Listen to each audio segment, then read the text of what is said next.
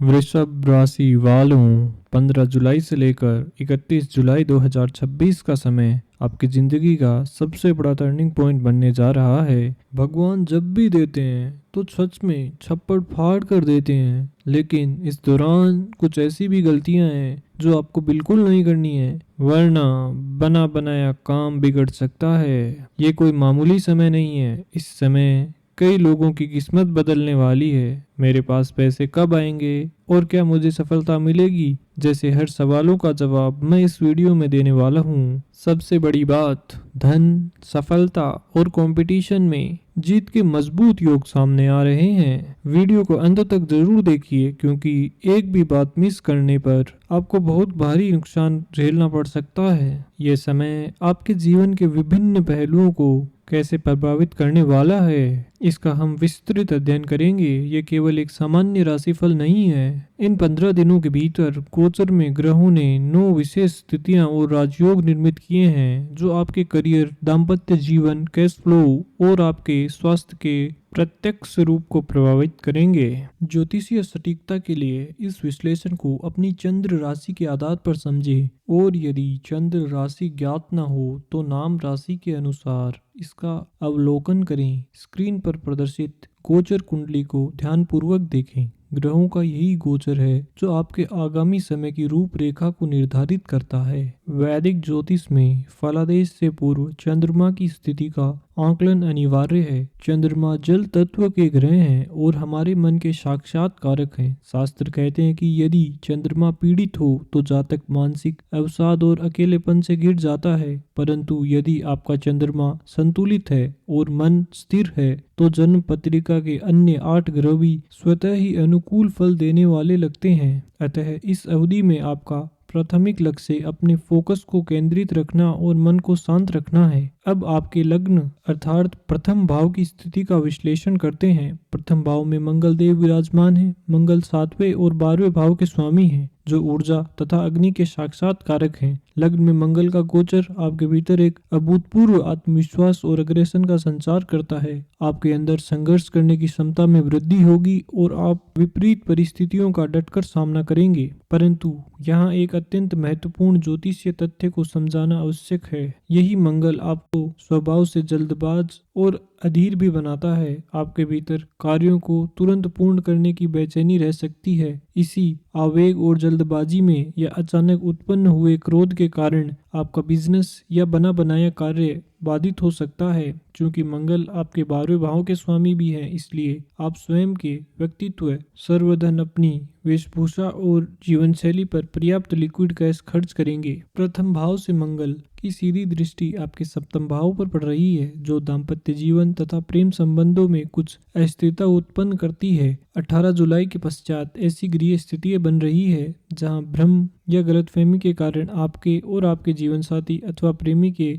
मध्य विवाद की स्थिति उत्पन्न हो सकती है। आप अत्यधिक सोच विचार करेंगे, जिससे मानसिक तनाव बढ़ सकता है। आपको प्रतीत हो सकता है कि आपका साथी किसी अन्य को प्राथमिकता दे रहा है या केवल अपने परिवार के प्रति ही केंद्रित है। ऐसी परिस्थिति में आपको अत्यंत धैर्य और सावधानी का परिचय देना होगा। क्रोध अथवा आवेश में आकर कोई भी बड़ा निर्णय लेने से बचें। जो जातक अविवाहित हैं और किसी एक तरफा प्रेम में है, उनके लिए ये समय सकारात्मक परिणाम दे सकता है, क्योंकि सामने आने वाले व्यक्ति की ओर से संवाद की पहली बात हो सकती है। यदि पूर्व में कोई संबंध विच्छेद हुआ था तो यह समय अहंकार को त्याग कर संबंधों को सुधारने के लिए युक्त है। पुराने संबंधों में क्षमा याचना के साथ सुधार की संभावना भी है। अब द्वितीय भाव की बात करते हैं, जिसे धन और वाणी का भाव कहा जाता है। यहाँ पंचम भाव के स्वामी बुध गोचर कर रहे हैं। 15 जुलाई तक सूर्य भी यहाँ विराजमान थे, जिससे एक अत्यंत शक्तिशाली बुधादित्य योग का निर्माण हुआ था। बुध आपके धन और आपकी बुद्धि दोनों के अधिपति हैं। इसका ज्योतिषीय अर्थ यह है कि आपकी वाणी में एक विशेष प्रकार का आकर्षण और प्रभाव रहेगा। आप अपने संवाद कौशल को और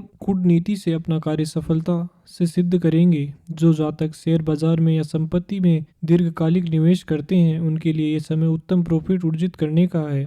आपका रुका हुआ धन या कैश फ्लो पुनः शुरू होने की प्रबल संभावना है, परंतु यह स्पष्ट करना आवश्यक है कि आप सट्टेबाजी या अल्पकालिक जोखिम से पूर्णतः दूर रहना होगा, अन्यथा आर्थिक हानि हो सकती है। पारिवारिक संपत्तियां या कलेश जो लंबे समय से विवादित थे, वे भी इस गोचर के प्रभाव से सुलझने की दिशा में आगे बढ़ेंगे। 16 जुलाई के गोचर पर दृष्टि डालें तो सूर्य देव आपके तृतीय भाव में प्रवेश करेंगे। सूर्य आपके चतुर्थ भाव के स्वामी हैं और तृतीय भाव पराक्रम तथा साहस का होता है। सूर्य का यह राशि परिवर्तन आपके भाग्य को विशेष बल प्रदान करेगा। आप अपने परिवार के लिए एक मुख्य स्तंभ के रूप में स्थापित होंगे और सामाजिक स्तर पर आपका मान सम्मान तीव्र गति से बढ़ेगा। जो जातक लंबे समय से करियर या रोजगार की तलाश में संघर्षित थे, उनके लिए 16 जुलाई से 31 जुलाई का समय पूर्णतः सफलता के योग निर्मित कर रहा है। सरकारी नौकरी या प्रशासनिक कार्यों में आपको निश्चित रूप से सफलता प्राप्त होगी। अब तृतीय भाव में देवगुरु बृहस्पति अपनी उच्च राशि में विराजमान होकर हंस महापुरुष राजयोग का निर्माण कर रहे हैं। पूरे 12 वर्षों के चक्र के पश्चात गुरु यहाँ उच्च के हुए हैं। गुरु का तृतीय भाव में उच्च होना विद्यार्थियों के लिए एक प्रणीय अवसर है। शिक्षा और करियर को लेकर जो भी असमंजस या भटकाव की स्थिति थी, वह अब पूर्णतः समाप्त हो जाएगी। आपका फोकस अब पढ़ाई में एकाग्र होगा और किसी प्रतिष्ठित संस्थान में प्रवेश मिलने के प्रबल योग हैं। गुरु के प्रभाव से आप प्रतिष्ठित लोगों में स्थापित होंगे, जिससे आपका सामाजिक दायरा विस्तृत होगा। यदि न्यायालय में कोई पुराना विवाद लंबित है, तो गुरु की ये शुभ दृष्टि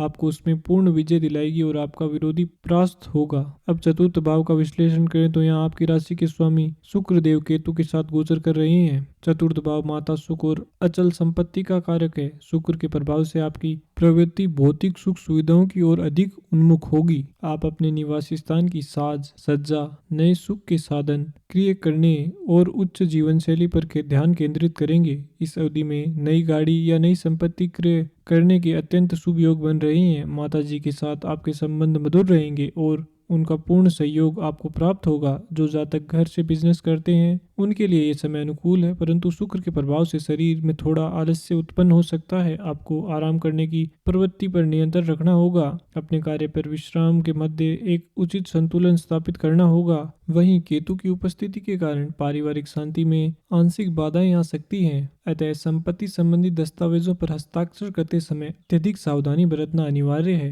अब दसम भाव की बात करें तो जो हमारे कर्म और करियर का भाव है, वहाँ राहु विराजमान है। कार्य क्षेत्र में राहु व्यक्ति को अत्यंत चतुर, कूटनीतिक और व्यावहारिक बना देता है। आप अपने कार्यस्थल पर या अपने बिजनेस में अपनी बुद्धि, अपने संकल्पों को और व्यवहारिक जीवन से सफलता प्राप्त करने की पूरी कोशिश करेंगे। जो जातक तकनीकी क्षेत्र, रियल एस्टेट या चिकित्सा और फार्मा से जुड़े हैं, उनके लिए ये गोचर भारी आर्थिक लाभ का संकेत दे रहा है। राजनीति से जुड़े व्यक्तियों को राहु नए अवसर अवश्य प्रदान करेंगे, परंतु स्वार्थ सिद्ध या अनैतिक कार्यों से बचना होगा, अन्यथा मान प्रतिष्ठा पर आंच आ सकती है। एकादश भाव जो लाभ और आय का भाव है, वहाँ आपके भाग्य और कर्म के स्वामी शनिदेव विराजमान है। यहाँ सबसे महत्वपूर्ण ज्योतिषीय तथ्य यह है कि तृतीय भाव से उच्च के देवगुरु बृहस्पति की पूर्ण दृष्टि आपके शनि पर पड़ रही है। गुरु की ये शुभ दृष्टि आपके भाग्य के मार्ग की सभी बाधाओं को नष्ट कर रही है। अब आपके द्वारा किया गया परिश्रम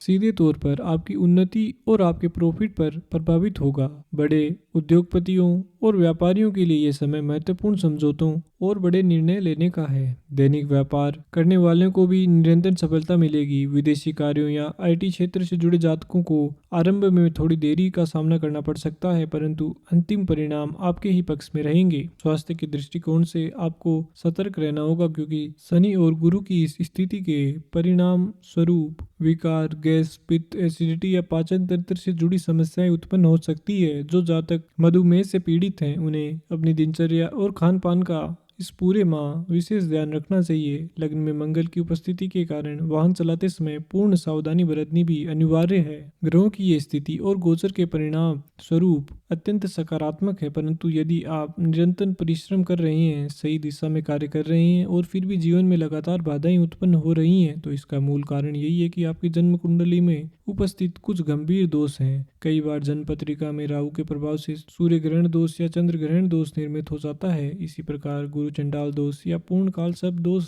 जो भी व्यक्ति के परिश्रम के फलों को बाधित कर देता है, जिससे जातक जीवन भर संघर्षता रहता है। ऐसी परिस्थिति में अपनी जन्म पत्रिका को किसी योग्य ज्योतिष को विश्लेषण करवाना अत्यंत अनिवार्य हो जाता है, ताकि एक स्पष्ट जानकारी मिल सके और आपकी बाधाओं का निवारण हो सके। नकारात्मक ऊर्जा को शांत करने और गृह सुबात प्राप्त करने के लिए दो अत्यंत प्रभावशाली उपाय पर बात करते हैं। अब प्रथम उपाय चंद्रमा और गुरु को बलवान करने हेतु इस सावन मास में आप सावन के सोमवार को भगवान शिव के मंदिर में जाकर शिवलिंग पर एक लोटा जल पूर्ण श्रद्धा के साथ अर्पित करें। यह उपाय आपके मन को स्थिर करेगा, व्यर्थ के मानसिक तनाव को रोकेगा और आपके रुके हुए कार्य को गति प्रदान करेगा। द्वितीय उपाय शुक्रवार के दिन का है, क्योंकि आपकी राशि के स्वामी शुक्रदेव हैं। शुक्रवार के दिन किसी भी असहाय, गरीब या जरूरतमंद व्यक्ति को भोजन कराएं, अर्थात उनकी सहायता करें। यदि आप अपने माता पिता की पूर्ण निष्ठा से सेवा करते हैं तो उससे बड़ा कोई ज्योतिषीय उपाय नहीं है। यह दान और सेवा आपकी आर्थिक स्थिति को सुदृढ़ करेगी और आपके घर में स्थायी सुख समृद्धि का वास होगा। मैं आशा करता हूँ कि ग्रहों का यह विस्तृत ज्योतिषीय विश्लेषण आपको स्पष्ट रूप से समझ में आ गया होगा। आप इन ग्रहीय तिथियों को ध्यान में रखकर अपने आगामी दिनों का प्लान बनाएं और इसका पूर्ण लाभ उठाएं। ईश्वर से प्रार्थना है कि यह समय आपके जीवन में उबार, सफलता, करियर में वृद्धि और शांति लेकर आए। आगामी दिनों में आपसे किसी नए ज्योतिषीय विश्लेषण में पूर्णतः मुलाकात होगी। तब तक के लिए जय श्री कृष्णा, जय श्री नारायण।